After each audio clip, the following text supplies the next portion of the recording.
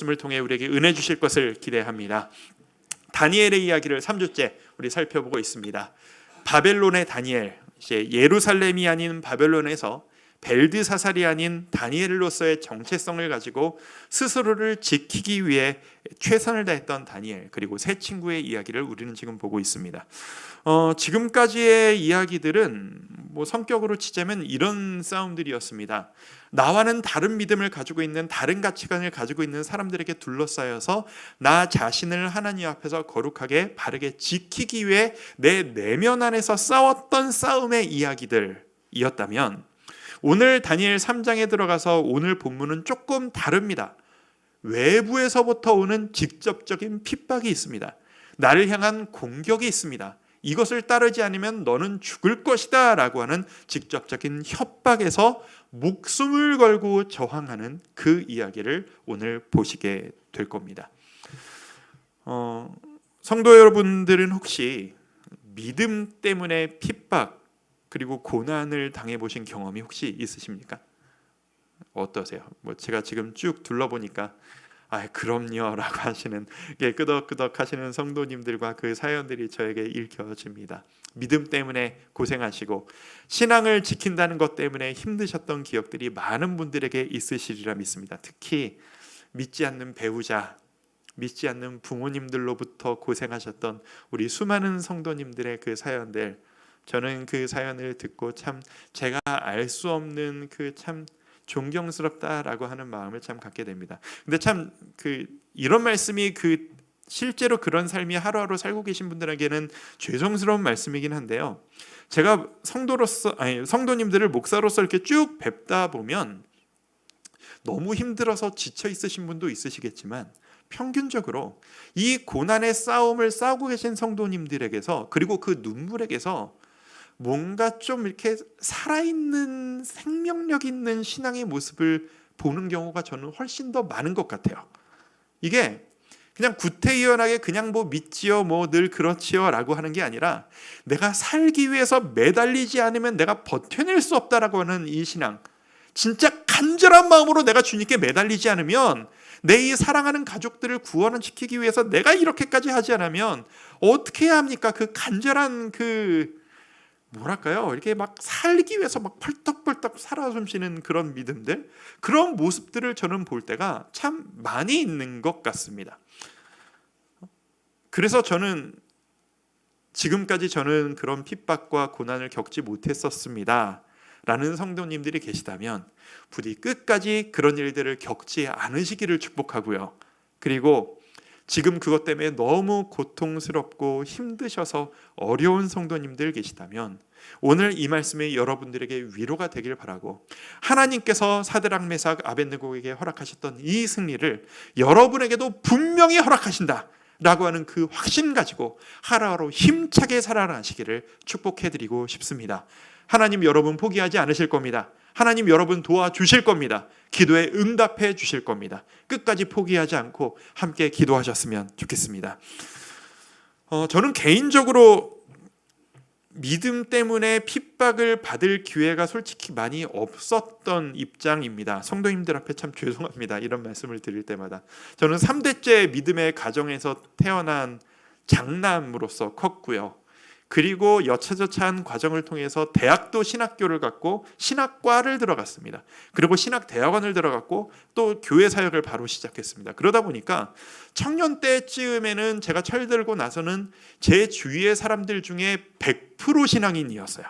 이게 커서 생각해 보니까 이게 자랑은 아니더라고요. 이게 자랑은 아닌데 100% 신앙을 가진 사람들이었어요. 그러니까 제가 믿음 가지고 있다고 해서 핍박받을 일이 별로 없었거든요. 근데 제가 제대로 핍박을 받아보기 시작한 유일한 경험이 언제였냐? 군대 가서였어요. 드디어 저에게서도 군대 얘기가 나오기 시작합니다. 축구 얘기는 안 할게요. 오늘은 군대 얘기만 하겠습니다. 군대를 갔더니 제가 좀 나이가 많아서 군대에 갔어요. 24세 갔거든요. 24시면 제대할 나이가 지나서 들어간 겁니다. 군대에 들어갔는데 나이가 많아서 군대 강원도 화천에 있는 보병 부대로 제가 들어갔습니다. 거기 들어가서 이제 옛날엔 일빵빵이라 불렀죠. 1111 보병으로 총 한 자루 메고 군장 메고 눈만 뜨면 산을 타는 부대에 들어가서 정말 힘든 부대에 들어가서 힘들게 군 생활을 했습니다. 제가 자대 배치를 받자마자 그 첫 주부터 주말마다 물어보잖아요. 오늘 교회 갈 사람, 종교활동 갈 사람, 바로 이병 총지청 바로 참석을 했어요. 용감하게 교회를 갔더니 나이도 많은 데다가 신학생이 들어왔다라고 하니까 너 성가대 해라 라고 해서 군 교회 목사님이 저를 성가대에 앉히시는 거예요. 그래서 그 첫날 신병이 첫 주 주말에 아침에 가서 저녁 점호할 때까지 교회에 있다가 잠들 때 내무반으로 돌아온 거예요. 우리 남성도님들은 아시겠죠? 돌아왔을 때 저에게 어떤 눈빛과 공격이 쏟아졌을지. 저를 이쁘게 볼 리가 전무합니다. 당시 저의 부대는 꽤 척박한 부대여서 그 1111이 저희 부대는 그랬어요. 이렇게 조금이라도 주특기가 있으면 중간에서 다 빼가고 너 이거 할 줄 알아? 빼가고 저거 할 줄 빼라. 다 빼고가 나서 끝까지 빼갈 데가 더 이상 없어서 남은 그런 애들만 모인 부대가 저희 부대였어요. 제가 어떻게 거기에 끼어들어가게 된 거예요. 그러다 보니까 단적으로 어떤 분위기였냐면 저희 중대 100명 중에서 담배를 안 피는 게 저랑 한두 명밖에 없었어요. 그런 분위기였고 저랑 저의 사수, 그러니까 저에게 모든 걸 가르쳐주고 모든 걸 같이 했던 저의 사수는 고등학교 들어가자마자 학교를 관두고 나이트에서 살면서 일하던 사람이었고 밤마다 저랑 보초를 같이 1시간씩 같이 서면서 탄역구에서 근무를 서던 그 사람은 실제로 저 아랫지역에서 조직 생활을 하다 온 주먹세계에서 온 사람이었어요. 아직도 기억나요. 그 팔뚝이 제 다리통만 했어요. 진짜로 거짓말이 아니고. 여러분 만화를 보면 어디 탕 부딪히거나 뻥 맞으면은 별이 뿅뿅뿅 돌잖아요. 저는 그게 웃기게 만들려고 한 건 줄 알았거든요. 진짜로 별이 보이더라고요. 진짜 제대로 맞으니까 진짜로 별이 우악 쏟아지더라고요. 말할 수 없는 진짜 구구절절한 정말 다양하고 치졸하고 악독한 일들을 진짜 많이 당했어요.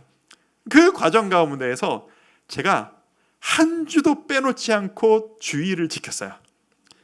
주일 아침마다 감히 이병이 쫄병이 교회 가겠습니다 손들 때 주위에서 온갖 욕설들과 네가 지금 정신이 있냐 개념이 없냐 욕설이 들어올 때 그래서 교회를 가는 발걸음 오늘 밤에 나에게는 어떤 일이 펼쳐질 것인가 두려워하며 나는 오늘 잠은 다 잤구나 두려워하면서 군대를 갈 때 저는 몸이 힘들지언정 제 마음은 힘들지 않았어요.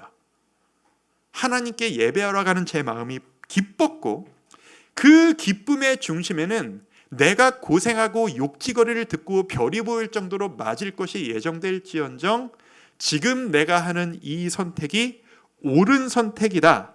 하나님이 지금 나를 보시면서 기뻐하실 것이다 라고 하는 확신이 저에게는 있었어요.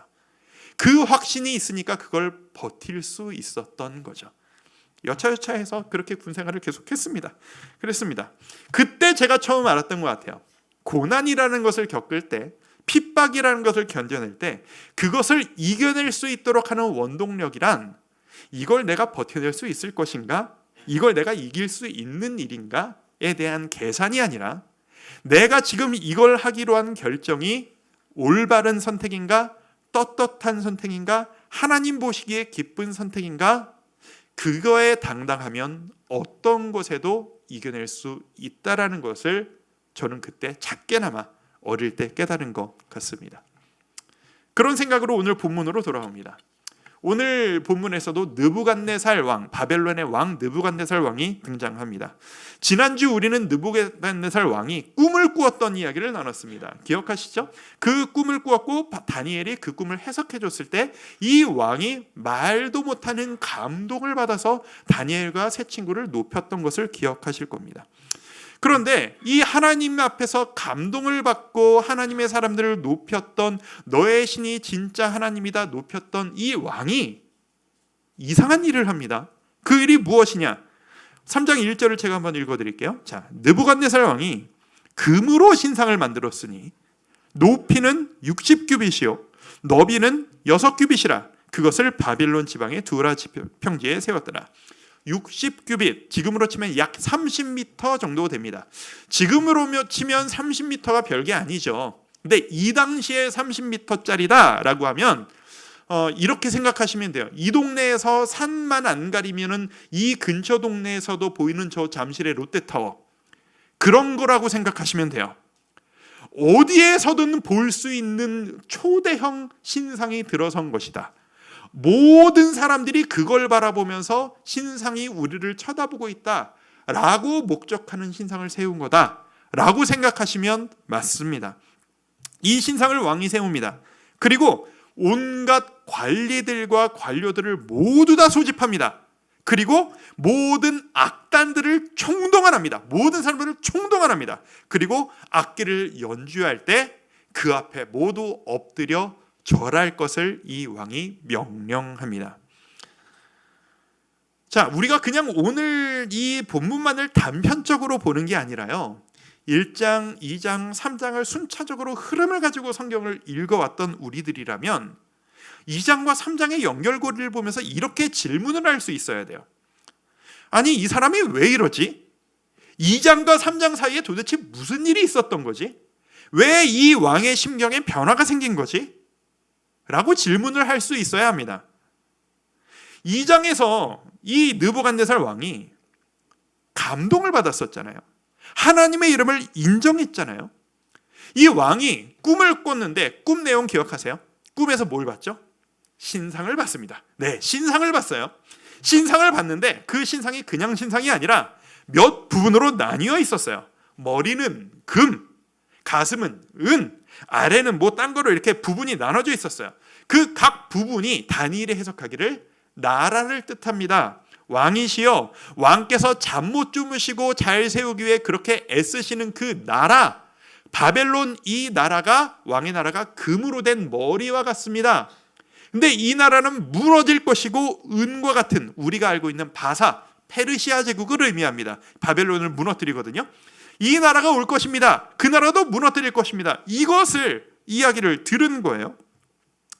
당시에는요,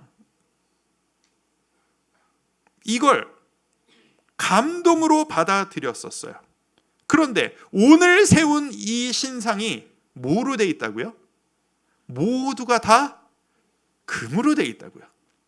머리만 금이었던 신상을 꿈에서 봤는데 지금 이 왕은 온 몸이 금으로 된 신상을 세우고 있는 것을 봅니다. 어떤 추정이 가능합니까? 다니엘을 통해서 놀라운 경험을 했어요.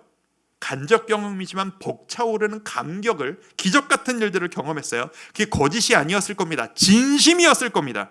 그런데 시간이 지날수록 감정이란 올라갔다 내려갔다 하는 법입니다. 감격했던, 벅차올랐던 감격이 사그라들고 기억이 남아서 이성적으로 이 꿈을 다시 혼자 해석을 하기 시작했을 겁니다. 아니, 왜 내 나라가 무너지나? 왜 내가 내려가야 하나? 내 나라가 영원해야지. 금과 같은 나라가 영원해야지. 나는 물러나지 않을 것이다. 우리나라는 영원할 것이다. 내가 그렇게 만들고 말 거야. 라는 의미로 내 나라의 상징인 금으로 온 신상을 다 칠해버린 거 아닙니까? 지속될 거라고. 그 앞에 절하게 하는 겁니다. 신상에 절하라는 것은 무슨 의미냐? 지난주에 말씀드렸죠. 당시의 모든 사람들의 의식, 왕은 신이 세운 것이다. 내가 믿는 그 벨신이 세운 것이다. 그러니 이 신에게 절한다는 것은 이 신이 세운 나 왕에게 절하라는 것과 동일한 의미예요. 당시에 모든 이 절했던 사람들은 이 의미를 다 이해했었던 것 같아요. 이후에 신하들이 왕에게 나와서 이런 식의 표현을 하거든요. 다니엘서 3장 12절 말씀 뒷부분을 보면 이런 표현을 해요. 왕이여, 이 사람들이 왕을 높이지 아니하며 왕의 신들을 섬기지 아니하며 왕이 세우신 금신상에게 절하지 아니하니이다. 세 가지를 엮어서 병행으로 같이 강조해요. 왕을 높이지 않고 왕의 신들을 섬기지 않고 왕이 세우신 근신상에게 절하지 않는다. 이 절하지 않는 것을 왕을 섬기지 않는다라는 것과 동일한 의미로 지금 모두 다 이해하고 있는 거예요. 그리고 거기에서 이 사드락, 메삭, 아벳느고가 절을 하지 않은 겁니다. 자, 이 느부갓네살 왜 이렇게 바뀌었을까요? 왜 이 사람의 심경에 이런 변화가 일어날까요? 감동받았으면, 초자연적인 체험 한번 했으면, 감동 누렸으면 사람이 변해야 되는 거 아니에요? 우리 기대하지 않습니까? 주님, 우리 남편이, 내 자식이 예배를 통해서 놀라운 경험 한번 하고 사람 좀 바뀌게 해주십시오. 인간 좀 변화되게 해주십시오. 우리 소망하면서 예배 드리지 않습니까? 우리 자녀들을 예배 보낼 때 그거 소망하며 보내지 않습니까? 여러분, 성경이 우리에게 말해주시는 것 같습니다. 그거 가지고 안 변한다는 겁니다. 그 한두 번의 경험 가지고 사람 쉽게 안 변한다. 게다가 남이 경험한, 남이 만난 하나님의 이야기 가지고 그 사람 쉽게 변하지 않는다라는 겁니다.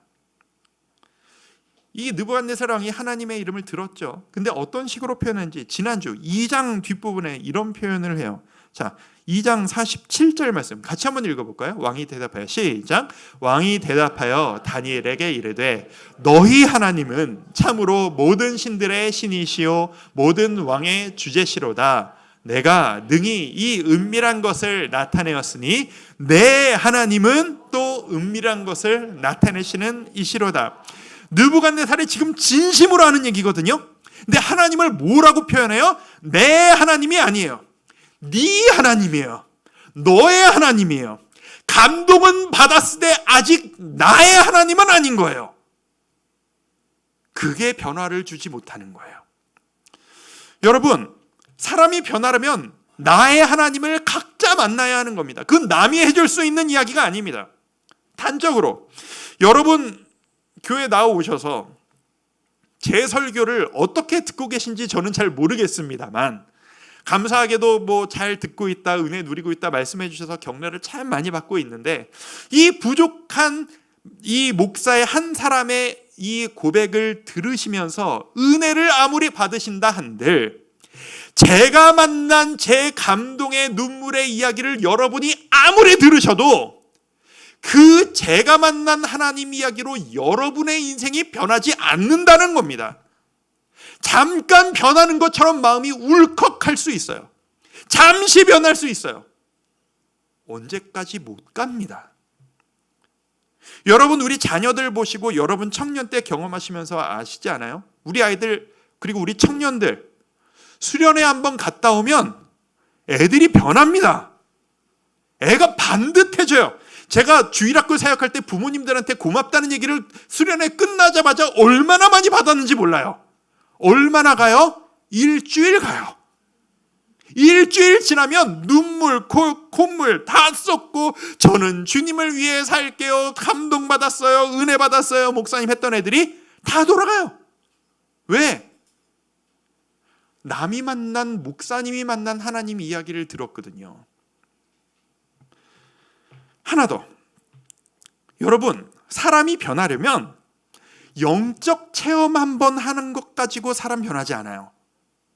놀라운 초자연적인 체험했다고 그거 변하지 않아요. 한계가 있어요. 사람이 변하려면요, 체험이 아니라 말씀이 필요해요. 사람이 변하려면 철저하게 말씀을 깨닫고 공부하고 묵상해서, 아, 나의 삶이 이렇게 기반부터 바뀌어야 되는구나, 내가 이런 변화를 노력해야 되는구나 라고 하는 느리고 천천히 나아가는 이 단계를 차분히 밟아야만 근본적으로 사람이 바뀌어요. 여러분 중에서 나도 왕년에 교회 생활 좀 했습니다, 나 옛날에 나 없으면 교회가 안 돌아갔어요, 이런 분들 많이 계시잖아요. 근데 지금 좀 죄송합니다 라고 하시는 분들도 계시다는 거 제가 알아요. 이유가 뭘까요? 이 두 가지 중에 하나일 가능성이 높아요. 내가 만난 하나님이 아니라 내 주위 공동체가 만난 하나님으로 인해 같이 뜨거워졌었구나. 말씀이 아닌 체험과 감정의 경험을 했었구나. 주함기교회 성도 여러분, 우리 말씀으로 돌아가야 합니다. 이 말씀 외에 우리를 근본적으로 바꿀 수 있는 것은 아무것도 없습니다. 여러분 손에 성경 드시기를 소망합니다. 이게 다다음 주부터 신약 읽기 시작합니다. 수요일에 성경 통독반도 합니다. 많이 나오시면 좋겠습니다. 참여하시고 말씀을 읽으시고 실제적으로 나의 하나님을 만나시는 우리 성도님들 되시기를 축복합니다. 자, 오늘 이 이야기로 돌아옵니다. 신상 앞에 절해라 라고 했던 이 상황에서 왕에게 투구가 들어갑니다. 3장 8절입니다. 그때에 어떤 갈대아 사람들이 나와, 갈대아 사람이 누구냐면 이 바벨론 본토 사람을 의미해요. 이 본토 사람들이 유다 사람들을 참소하니라. 그러니까 본토 사람들이 노예 출신에서 고위관리직으로 온 이 사드락 메삭 아벳노고를 찌르는 거예요. 왕에게. 왕이시여, 제 절을 안 했습니다. 왕이 말씀하신 대로 풀무불에 집어넣어 죽여야 됩니다. 이 갈대아 사람들, 본토 사람들이 눈에 가시였겠죠. 지들이 뭐라고 포로들 주제에 여기까지 올라와서 우리랑 비슷한 자리에 올라와서 왕궁을 왔다 갔다 하고 이러고 앉아있나. 너 잘 걸렸다 이놈, 너 한번 죽어봐라 라고 찌르는 거죠. 참고로 이때 다니엘은 어디에 있었나? 다니엘은 절을 했기 때문에 안 등장한 건가? 앞뒤의 부분을 봤을 때 그랬을 리는 없어요. 학자들은 이걸 가지고 세 가지 정도로 추정합니다. 첫 번째, 다니엘은 고위 관리로서 어떤 책임을 가지고 이방 나라에 지금 가 있는 상황이었거나, 아니면 지금 관직자들을 모았다고 성경에 써 있잖아요. 다니엘이 그거보다 더 높은 자리여서 이 자리에 나올 필요가 없었거나, 세 번째, 저는 이 세 번째가 제일 가능성이 높지 않을까 생각하는데, 이 찔른 사람들이 보기에 다니엘이 자기들보다 한참 위인 거예요. 그러니까 차마 다니엘까지는 못 찌르고 아래인 자기랑 비슷한 사드락 메삭 아벳느고만 찔른 거 아니겠는가? 그거를 구실 삼아서 나중에 같이 엮으려고 한 것 아니겠느냐라고 학자들이 추정들을 합니다. 어쨌든 오늘 본문에는 이 세 친구만 등장을 합니다. 자, 이 친구들이 풀무불에 던져질 운명이 되었습니다. 왕이 부릅니다. 이놈들 데려와라, 끌고 와라. 재밌는 일이 벌어져요. 왕이 이 세 명을 바로 안 죽여요. 단계를 거쳐요. 자, 다니엘서 3장 15절 앞에 부분입니다. 같이 한번 읽어볼까요? 이제라도 시작.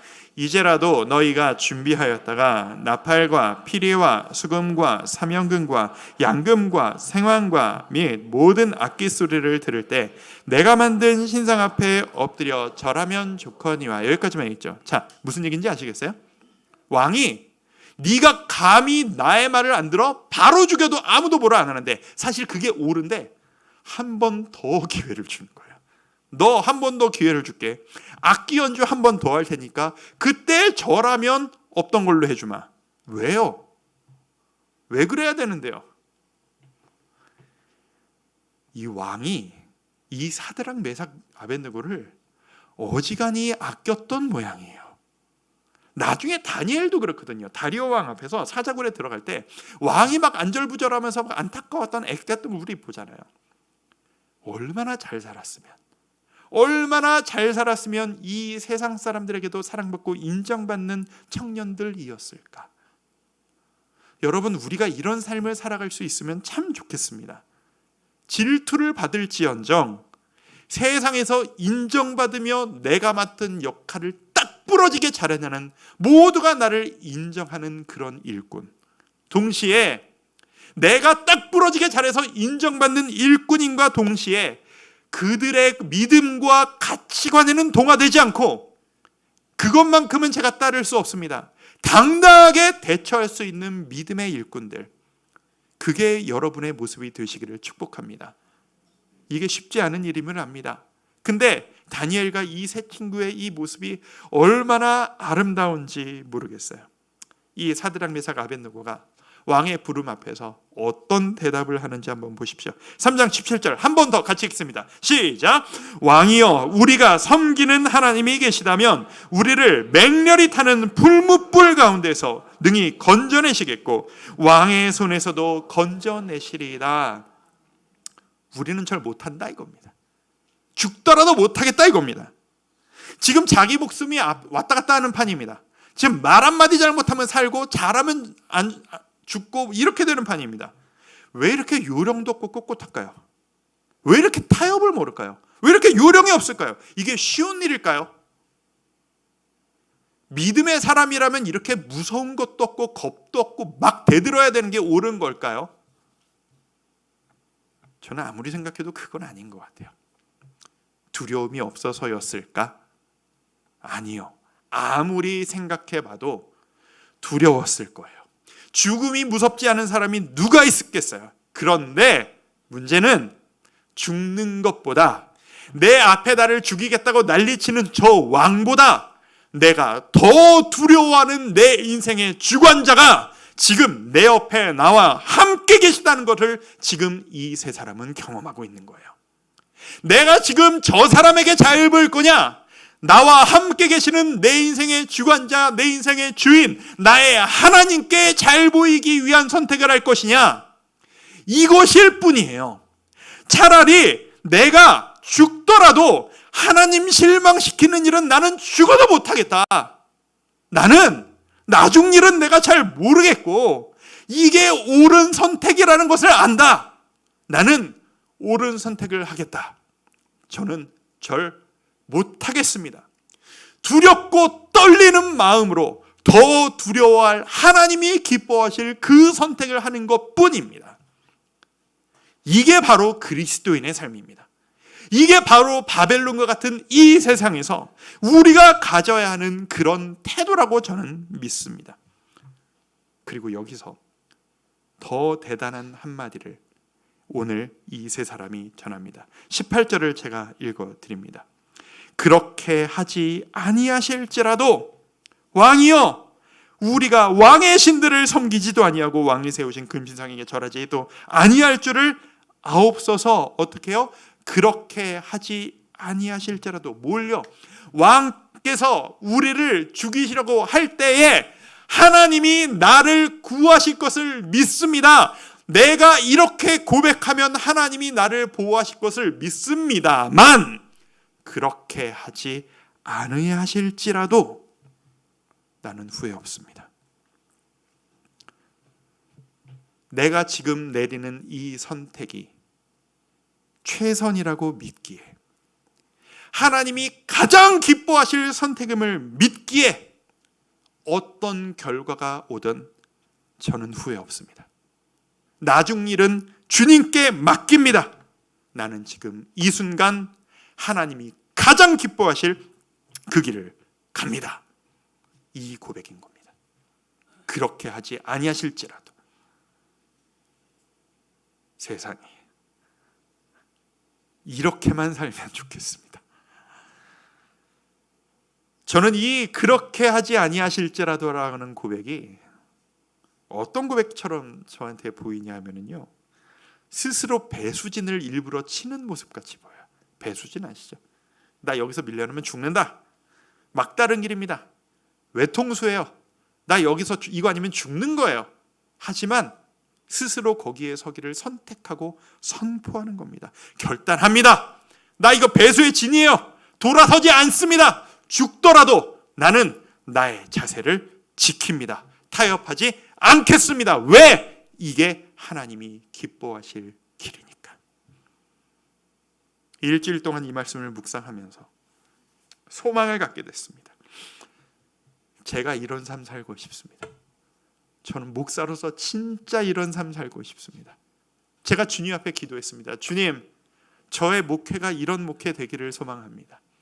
주님 보시기에 부끄럽지 않게 타협하지 않고 이런 선택만으로 가득하기를 주여 소망합니다. 도와주옵소서.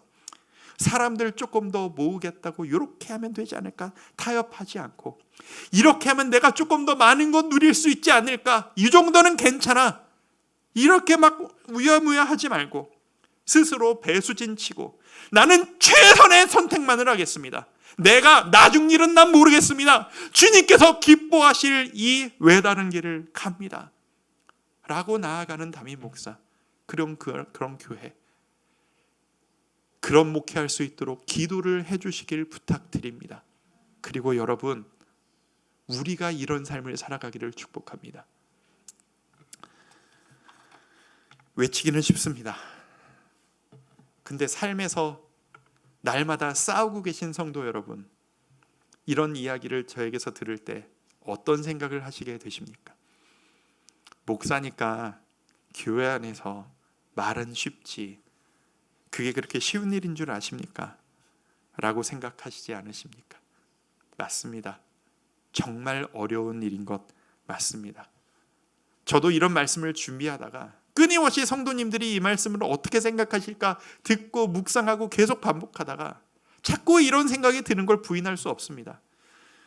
주님 꼭 이렇게까지 살아야 되나요? 힘든데 우리 성도님들 좀 적당히 타협하면서 좀 쉬운 길도 있지 않을까요? 하나님 다 용서해 주실 거잖아요. 십자가에서 다 해결해 주셨잖아요. 그러니까 좀 어느 정도 유용하는 것도 괜찮지 않나요, 주님? 이런 생각이 드는 게 솔직한 저의 마음일 때가 있습니다. 그리고 저도 이런 유혹들을 받을 때가 있음을 고백합니다.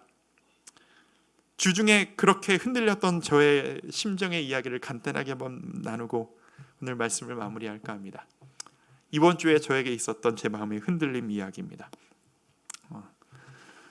주중에 명절을 마치고 제가 한 사역자와 통화를 한번 했습니다. 제가 우리 교회를 생각하고 우리 교회가 어떻게 하면 조금 더 힘차게 나아갈 수 있을까를 고민하고 또 애를 쓰다가 한 사역자가 떠오르는 거예요. 제가 몇 달 전부터 이 사역자분이 우리 교회에 오셔가지고 지금 우리 사역자들과 어울려서 같이 사역을 하면 너무 좋겠는데, 너무 잘 어울리는데, 딱인데, 그럼 우리 교회가 큰 유익을 얻겠는데 라고 기도하고 있던 사역자분이 제가 한 분이 있어요. 그래서 몇 달 전부터 제가 기도하면서 막 연락도 하고 뜬금없이 안부도 묻고 뭐 우리 교회 되게 좋다 막 흘리고 오지 않을래 막 뿌리고 막 그랬었어요. 그래서 잘 생각해봐요. 나중에 오면 좋겠어요.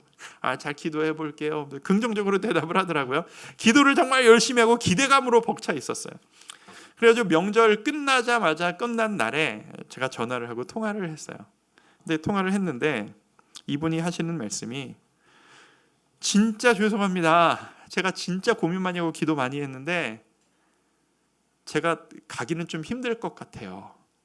너무 미안해 하시면서 얘기를 하시는 거예요. 그러시냐고 너무 낙심한 마음으로 그러냐고 얘기를 들었죠. 그러니까 제가 낙심이 하니까 이분이 너무 미안해 하면서 미안하다라는 식으로 그걸 이렇게 좀 무마한다고 심정 고백을 좀 저한테 하는데 제가요 목사님 교회 가기 싫은 게 아니고 딴 교회 가려는 게 아니라요 제가 교회 사역으로 돌아갈 일이 가능성이 좀 없을 것 같아요. 이런 얘기를 하시는 거예요. 이분이 지금 교회 사역 말고 다른 일로 잠깐 하고 계시거든요. 미안하니까 이게 실제로 그렇다는 게 아니라 이분이 미안해서 그냥 저한테 한 표현일 뿐이에요. 근데 제가 이게 제 마음에 왔다는 거지. 이분이 무슨 얘기를 하시냐면 교회 사역이 이유가 있어 잠깐 내려놓으시고 일을 하시고 싶어서 이제 이런저런 일을 막 많이 하셨다라는 거예요. 그리고 사람들이 이건 힘들어서 못해 라고 하는 일들도 다 해봤다라는 거예요. 다 해봤는데 그 어떤 걸 해도 교회 사역보다는 쉽더라는 거예요. 그 어떤 일을 해도 교회 사역처럼 무거운 게 없어요, 목사님. 저 지금 너무 가벼워요. 너무 행복하고 하루하루가 편안해요. 저 그 무거운 길로 다시 못 갈 것 같아요. 라는 이야기로 정말로 미안해서 저한테 이렇게 이 얘기를 하는 거예요. 알겠어요, 전사님. 나중에 봬요. 라는 마음으로 그냥 이렇게 인사를 하고 끊었어요. 전화를 끊고 제가 한 2시간을 헤맸어요. 첫 번째는 이분이 진짜 아까워서 안타까운 마음이 있었기 때문이었고 또 하나는 이분이 했던 표현 교회 일 말고 뭘 해도 교회보다는 가벼워요. 이 표현이 제 마음에 돌을 던졌어요. 파장이 막 이는 거예요. 제가 방에서 막 안절부절을 못하고 있다가 제가 본당으로 들어와서 이 본당을 1시간 넘게 빙빙빙빙 돌았어요. 빙빙빙 돌면서 하나님한테 기도하면서 하나님 그런 거였어요? 그런 거예요? 나는 교회 하나만 있어서 전 몰랐어요, 주님. 난 교회가 가장 행복하고 가장 기쁘고 가장 영광스럽고 행복한 그런 길인 거라 생각했는데 아니었던 거예요. 막 불평이 나오는 거예요. 힘든 거예요. 제가 좀 무거웠나 봐요, 솔직히.